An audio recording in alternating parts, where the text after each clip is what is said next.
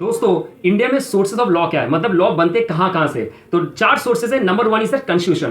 Constitution में ये लिखा गया है भारतीय के संविधान में कि सेंट्रल गवर्नमेंट क्या लॉ बना सकता है, स्टेट गवर्नमेंट क्या लॉ बना सकता है, और सेंट्रल और स्टेट गवर्नमेंट दोनों मिलकर क्या लॉ बना सकता है। तो दूसरा है आपका, इंडिया में पार्लियामेंट एंड स्टेट असेंबली भी अपना अपना लॉ बना सकता है। जैसे स्टेट असेंबली कोई स्टेट में कोई लॉ बना सकते हैं, पार्लियामेंट इंडिया में रिलेटेड कोई लॉ बना सकता है। Sir third and one of the important, जैसे आपका यहां पे बोला गया कि बहुत सारे वेरियस कोर्ट्स होते हैं जो अपने जुडिशियल डिसीजन सुनाते हैं, वही अपने आप का एक लॉ बन जाता है। जैसे एक फेमस केस स्टडी था, जैसे Solomon versus Solomon company limited में ये बोला गया था कि कंपनी के जो ओनर है और कंपनी जो itself both are separate legal entity, मतलब principle of separate legal entity को एस्टैब्लिश करने के लिए ये case law actually itself is an, मतलब आप बोल सकते हो कि लॉ बन गया इटसेल्फ। तो इसमें बोला गया था कि सिक्योर्ड क्रेडिटर को जो पेमेंट होता है वो प्रायोरिटी बेसिस में होना चाहिए अनसिक्योर्ड क्रेडिटर के ऊपर। एंड चौथा सर, कस्टम्स एंड यूसेज। तो हम लोग जैसे किसी के घर में जाते या तो खुद के घर में भी आते तो हम लोग चप्पल खोल के अंदर आते, तो इट्स कस्टम्स हम लोग ये यूज करते छोटे टाइम से। और दूसरा, किसी एल्डर को अगर देखते हम लोग उसके पैर में हाथ देके प्रणाम करते, तो ये यूसेज है, ये कस्टम्स है।